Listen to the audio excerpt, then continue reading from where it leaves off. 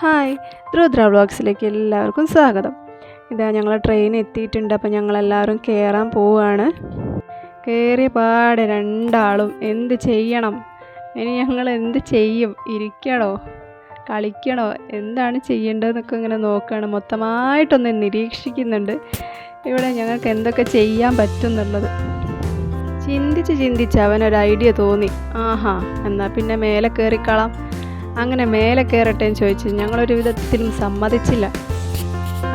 ഇല്ല, പറ്റൂല എന്ന് പറഞ്ഞു. അങ്ങനെ പിന്നെ അവർ വാശി പിടിച്ചോ അവരെ കയറ്റിയപ്പോഴോ പോയ സ്പീഡിൽ തന്നെ തിരിച്ചിറങ്ങണം. ഭയങ്കര പേടി രണ്ടാക്കും. ഇറങ്ങിയേ പറ്റുള്ളൂ.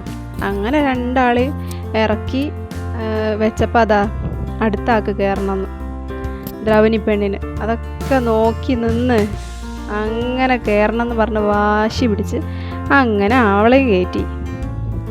അങ്ങനെ കയറി അങ്ങനെ അതുമേലെ പിടിച്ചൊന്ന് നിന്ന് മുന്നോട്ട് നീങ്ങിയപ്പോൾ അവളൊന്ന് അവിടെ ചെറുങ്ങനെ ഒന്ന് സ്കിഡായി.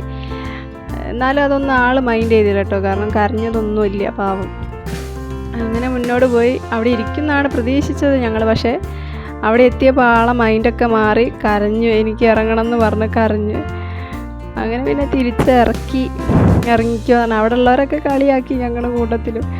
അങ്ങനെ തിരിച്ചിറക്കി. കൂട്ടത്തിൽ ധൈര്യമുള്ള ഒരാളാണ് ദ്രവനിക, പക്ഷെ അവൾക്കും പേടിയായി. നല്ല വ്യൂ ആയിരുന്നു കേട്ടോ പുറത്ത്. അങ്ങനെ ഞങ്ങൾ കുറച്ച് മുന്നോട്ടേക്ക് എത്തിയ സമയത്ത് ദ്രവനിക്ക് വല്ലാണ്ട് അങ്ങ് ബോറടിച്ചു.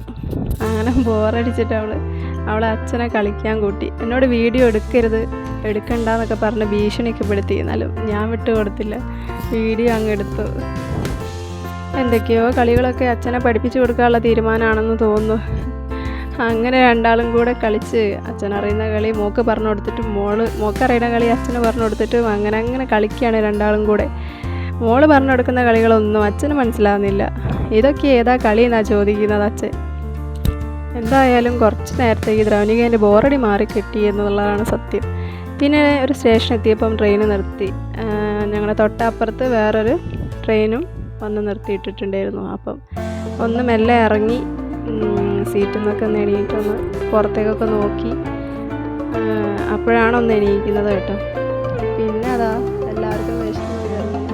ഞങ്ങൾ അടുത്തുണ്ടായിരുന്ന ആൾക്കാരൊക്കെ നല്ല പെരുമാറ്റമായിരുന്നു കേട്ടോ. അവർ പാലക്കാടൊക്കെ ആയിരുന്നു കയറിയത്. നല്ല രസമായിരുന്നു അവരെ സംസാരം കേൾക്കാൻ. മക്കളോടുള്ള പെരുമാറ്റമായാലും ഞങ്ങളോടുള്ള പെരുമാറ്റമായാലും അങ്ങനെ കിട്ടാൻ ഒരു ലക്ക് തന്നെ വേണം. നമ്മളെ പോലെ തന്നെ സംസാരിക്കാനും നമ്മളെ കഥകൾ ചോദിക്കാനും അവരെ കഥകൾ പറയാനും ഒക്കെ ചിലരൊന്നും മിണ്ടില്ല, മിണ്ടാണ്ടിരിക്കും. അവരങ്ങനെയല്ലായിരുന്നു കേട്ടോ. 4 ആളുണ്ടായിരുന്നു. 4 പേരും നല്ല ഇതായിരുന്നു, കൂട്ടായിരുന്നു.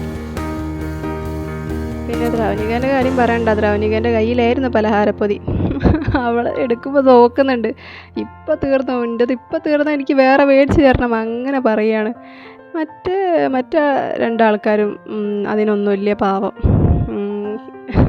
അവർ കളിക്കാനുള്ളതൊക്കെ വീട്ടിൽ നിന്ന് എടുത്ത് കയ്യിൽ പിടിച്ചിട്ടുണ്ടായിരുന്നു. ബോറടിക്കുകയായിരുന്നെങ്കിൽ ഈ ക്യൂബ് കൊണ്ട് കളിക്കാമെന്നൊക്കെ പറഞ്ഞിട്ട്. പിന്നെ അടുത്ത ആൾ തുടങ്ങി. അയ്യോ, ഒന്നും പറയണ്ട. ബുക്കും പെന്നും ഒക്കെ ബാഗിലെടുത്തിട്ടിട്ട് എനിക്ക് പഠിക്കണം, ട്രെയിനിന് ബോറടിക്കുമ്പോൾ പഠിക്കണം എന്നൊക്കെ പറഞ്ഞിട്ട് അങ്ങനെ എടുത്തിട്ടതാണ്. മൺഡേ ടീച്ചർ കൊടുത്ത ഡിക്റ്റേഷനൊക്കെ എഴുതി കൊണ്ടിരിക്കുകയാണ്. അപ്പോൾ മറ്റേ 2 ആളും ചേട്ടന്മാർ ചോദിക്കുന്നുണ്ട്, എൻ്റെ ദ്രവനിക കണക്ക് ഒരൊറ്റ ദിവസം റെസ്റ്റ് എടുത്തുകൂടെ എന്നൊക്കെ ചോദിക്കുന്നുണ്ട്. അവൾ പിന്നെ വലിയ അതിനെയൊന്നും മൈൻഡ് ചെയ്യാതെ എന്തൊക്കെയോ പഠിക്കുകയാണ്. അങ്ങനെ 2 ആളും പുറത്തെ വ്യൂ ഒക്കെ നോക്കി നിൽക്കുകയാണ്. അപ്പം കൈ ജനലിൻ്റെ അടുത്തേക്ക് കൊണ്ടുപോയപ്പോൾ ഏട്ടൻ പറഞ്ഞു കൊടുക്കുകയാണ്, വേണ്ട ചെയ്യരുത്, കൈ പുറത്തേക്കൊന്നും ഇടരുത്, പുറത്തേക്ക് ഇട്ട് എന്തെങ്കിലും തട്ടി മുറിയെന്നൊക്കെ പറഞ്ഞ് മനസ്സിലാക്കി കൊടുക്കണം. ഇവിടെ ആൾ നോക്കുമ്പോൾ പഠിത്തമൊന്നും കഴിഞ്ഞിട്ടില്ല, എന്തൊക്കെയോ പഠിക്കുന്നുണ്ട്, എന്തൊക്കെയോ എഴുതി എന്നോട് ഗുഡും വെരി ഗുഡും ഒക്കെ ഇട്ട് തരാൻ പറയുകയാണ്. അപ്പം ഞാനും വിചാരിച്ചു, നല്ലതല്ലേ, അങ്ങനെയെങ്കിൽ അങ്ങനെ കച്ചറ കളിക്കൂലല്ലോ, അവളിഷ്ടമുള്ള പോലെ ചെയ്തോട്ടെ. അവൾക്ക് ഇഷ്ടമുള്ള സമയത്ത് ഇതൊക്കെ ചെയ്യുള്ളൂ കേട്ടോ. അവൾക്ക് ഇഷ്ടമുള്ള ഒരു സമയം ഉണ്ടാവണം. നമ്മൾ നിർബന്ധിച്ചാൽ തീരെ ചെയ്യില്ല. അപ്പം ഞാൻ അവളെ ഇഷ്ടത്തിന് വിടലാണ്. സമയം പോയത് തീരെ അറിഞ്ഞില്ല കേട്ടോ. പിന്നെ പുറത്ത് നല്ല കാഴ്ചകളായിരുന്നു. നമുക്കത് കാണുമ്പോൾ തന്നെ നമുക്ക് നല്ല മനസ്സിനൊരു നല്ല കുളിർമുള്ള കാഴ്ചകളായിരുന്നു കേട്ടോ. അങ്ങനെ ഞങ്ങളെ ബോഗിയിൽ ഒരൊറ്റ ആളായിട്ടോ, ഞങ്ങൾ മാത്രം, പിന്നെ ഒരാളും കൂടി ഉണ്ടായിരുന്നു. അവർ നല്ല സംസാരമായിരുന്നു കേട്ടോ, നല്ല പെരുമാറ്റമായിരുന്നു. അവർ എവിടേക്കായിരുന്നു, മംഗലാപുരത്തേക്കായിരുന്നു കേട്ടോ അവർ. അങ്ങനെ അച്ഛനെ വെള്ളമൊക്കെ ഊട്ടിക്കൊടുക്കുകയാണ്. അങ്ങനെ തൂത്തു പോയപ്പോൾ അവൾ തുടച്ചൊക്കെ കൊടുത്തു. പിന്നെ എല്ലാവരും ഓരോ സ്ഥലത്ത്, ഒരാൾ കിടന്നിട്ടും ഒരാൾ ഇരുന്നിട്ടും ഒറ്റയ്ക്ക് ഇരിക്കണമെന്ന് പറഞ്ഞിട്ടും അങ്ങനെയൊക്കെ അപ്പുറമൊക്കെ പോയി ഇരിക്കുന്നുണ്ട് എല്ലാവരും. മിന്നും സൂര്യനും ചന്ദ്രനും കാലം കാത്തു വെച്ച രക്ഷകൻ സിംഹാരകൻ ഞങ്ങൾക്കെന്നായി വന്നാളേ. ഭയമേ മാറിപ്പോ നീ അണ്ണൻ വന്നാൽ ചിന്തിക്കുന്നില്ല. ഇരുട്ടിൽ സിറ്റിങ്ങളില്ല ജാതിക്കുന്നില്ലാരും സ്വന്തം ഇവനെ തൊഴുവാനായെത്തും.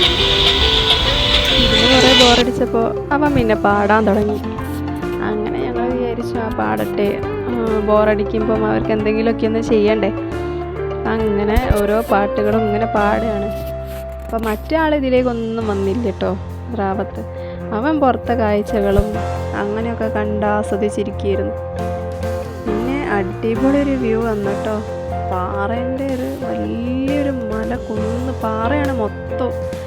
അത് കണ്ടപ്പോൾ തന്നെ എനിക്ക് ഭയങ്കര, ആദ്യം കണ്ടപ്പോൾ തന്നെ ഞാൻ ആദ്യം ഷോക്കായിപ്പോയി. ഇതുപോലെ ഇതിൽ കാണുമ്പോഴേ അല്ല കേട്ടോ, നേരിട്ട് കാണാൻ ഭയങ്കര എന്താ പറയുക, നല്ല ഉയരമുണ്ട്, നല്ല ഉയരത്തിലാണ്. നല്ല രസമുണ്ടായിരുന്നു കാണാൻ. 1, 2, 3 അങ്ങനെ കുറേ മലകൾ കൂടിച്ചേർന്നൊരു സംഭവം. അടിപൊളി ഒരു മഞ്ഞൊക്കെ കൂടി നിൽക്കുന്നൊരു പ്രദേശം. നല്ല രസമുണ്ടായിരുന്നു കാണാൻ. അപ്പോൾ കാണുമ്പോൾ തന്നെ ഒരു മനസ്സിനൊരു ഭയങ്കര സന്തോഷം ലഭിക്കുന്നൊരു കാഴ്ചകൾ അതൊക്കെ. നമ്മൾ വീട്ടിലിരിക്കുമ്പം കുറേ മക്കളെ കാര്യങ്ങൾ നോക്കണം, വീട്ടിലെ കാര്യങ്ങൾ നോക്കണം, അല്ലെങ്കിൽ അങ്ങനെ പുറത്ത് പോവാതെ നമ്മൾ വീട്ടിലത്തെ കാര്യങ്ങളൊക്കെ ആയിട്ട് ഒതുങ്ങി കൂടുമ്പം ഇങ്ങനത്തെ കാഴ്ചകളൊക്കെ പെട്ടെന്ന് കാണുന്ന സമയത്ത് നമുക്ക് ഭയങ്കര റിലാക്സേഷൻ അത് മനസ്സിനും ഒക്കെ. അപ്പോൾ ഞാനിങ്ങനെ അതിങ്ങനെ വീഡിയോ എടുക്കുക, എനിക്ക് പിന്നെയും കാണാമല്ലോ. അതുകൊണ്ട് അങ്ങനെ നല്ല രസമുണ്ട്, നല്ല വ്യൂ ആയിരുന്നു കേട്ടോ. കുറേ വീഡിയോ ഒക്കെ ഇതന്നെ കുറേ വീഡിയോ എടുത്ത് വെച്ചിട്ടുണ്ടായിരുന്നു ഞാൻ. മക്കൾക്കൊക്കെ തന്നെ ഇതൊരു അവരുടെ ജീവിതത്തിലൊരു പുതിയ കാഴ്ച തന്നെയാണ് കേട്ടോ. അവർ ഇങ്ങനത്തെ കാഴ്ചകൾ കണ്ടിട്ട് തന്നെ ഇല്ല. ഞാനും ഈ ഒരു കാഴ്ച ഫസ്റ്റ് ടൈമാണ്. ഇത്രയും ഉയരമുള്ളൊരു മല, ഒരു കുന്ന്, പാറക്കെട്ടുകളാണ്. കുന്നും മലയെന്നല്ല, പാറക്കെട്ടുകളാണ്. ഭയങ്കര ഉയരം. അത് നമുക്ക് തോന്നും ഇപ്പം അയ്യോ ഇത് ഇടിഞ്ഞ് പൊളിഞ്ഞ് വീണാലോ. ഞാൻ അങ്ങനെയൊക്കെ ചിന്തിച്ച് പോകും ചില സമയത്ത്. എന്ത് കണ്ടാലും ഇനി ഫാൻ കറങ്ങുമ്പോൾ ഇത് ഇടിഞ്ഞ് പൊളിഞ്ഞ് വീണാലോ, അങ്ങനെയൊക്കെ ചിന്തിക്കുന്ന ഒരാളാണ്. അപ്പോൾ ഞാനിങ്ങനെ ചിന്തിക്കുകയാണ്, അതൊക്കെ ഇനിയിപ്പോൾ ഇടിഞ്ഞ് പൊളിഞ്ഞ് വീണാൽ എന്ത് ചെയ്യും ഈശ്വര. പിന്നെ കുറേ ഉണ്ടായിരുന്നു, കുറേ പാറക്കല്ലുകൾ മേലെ ഇങ്ങനെ വികാനായ പോലെ നിൽക്കുന്നു. അപ്പോൾ ഞാൻ വിചാരിക്കുക അതൊക്കെ ഇങ്ങനെ ഉരുണ്ട് വന്നാൽ എന്ത് ചെയ്യുമല്ലേ. പിന്നെ അതാ കുറേ ഫാക്ടറികളൊക്കെ കണ്ടിട്ടുണ്ടായിരുന്നു കേട്ടോ, ദൂരെയാണ്. പിന്നെ അതാ ഒരു ആശാൻ വന്നിട്ടുണ്ട്.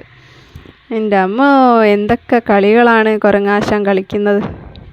പിന്നെ ഞാൻ അധികം പുറത്തോട്ട് ഫോൺ പിടിച്ച് വീഡിയോ എടുക്കാഞ്ഞിട്ട്, കാരണം അവരെങ്ങാനും ഇത് ഫോൺ കണ്ട് തട്ടിക്കൊണ്ടുപോയാൽ ഫോണ് പോയില്ലേ. അതുകൊണ്ട് പിന്നെ ജനലിൻ്റെ ഉള്ളിൽ നിന്ന് തന്നെ വെച്ചിട്ടെടുത്തു. പിന്നെ ട്രെയിനിൽ നിന്ന് ഓരോരുത്തർ കൊടുക്കുന്ന ഭക്ഷണം വാങ്ങാൻ വേണ്ടിയിട്ടാണ് അവരിങ്ങനെ ഇവിടെ തന്നെ. കുറേ അപ്പുറത്തേക്കൊക്കെ ഉണ്ട് കേട്ടോ കുരങ്ങന്മാർ, കുറേ ഉണ്ട്. പെട്ടെന്നതാ കുരങ്ങന്മാരെ എടുത്തുകൊണ്ട് നിൽക്കുമ്പോഴാണ് ഒരു ട്രെയിൻ പാസ് ചെയ്യുന്നത്.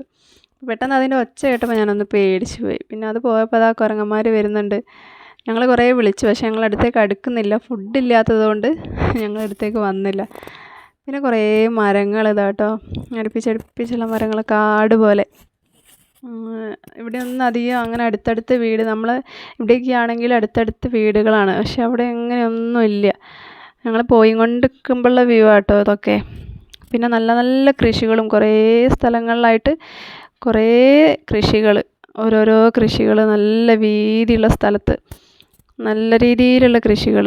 പിന്നെ അതാ ചെറിയ തെങ്ങുകളൊക്കെ കണ്ടില്ലേ, നമ്മളിവിടെ ഉയരമുള്ള തെങ്ങല്ലേ, അവിടെയൊക്കെ ചെറിയ ചെറിയ തെങ്ങുകളൊക്കെ കൃഷി ചെയ്തിട്ട് അവിടുന്ന് എനിക്ക് തോന്നുന്നു ഇളന്നി അവിടെ നിന്നാണ് പിന്നെ ഇങ്ങോട്ടേക്കൊക്കെ കൊണ്ടുവന്ന് വിൽക്കാൻ. അങ്ങനെ നല്ല സ്ഥലങ്ങളാട്ടോ, നല്ല പച്ചപ്പ് നിറഞ്ഞ സ്ഥലങ്ങളാണ്. പക്ഷേ അതിനനുസരിച്ച് വേസ്റ്റും ഉണ്ട്. പിന്നെ അതാ മംഗലാപുരം എത്തി കേട്ടോ. മംഗലാപുരം എത്തിയപ്പം ഞങ്ങളുടെ അടുത്തുള്ള ആൾ ഇറങ്ങി. അപ്പോൾ ഞങ്ങൾ അവിടെ മംഗലാപുരം എത്തിയപ്പം അവിടെ 1.5-2 മണിക്കൂർ നിർത്തിയിടും ട്രെയിൻ. അപ്പോൾ പിന്നെ ഞങ്ങൾ ഫുഡ് കഴിക്കാമെന്ന് വിചാരിച്ചു. അങ്ങനെ ഫുഡൊക്കെ കഴിക്കുകയാണ്.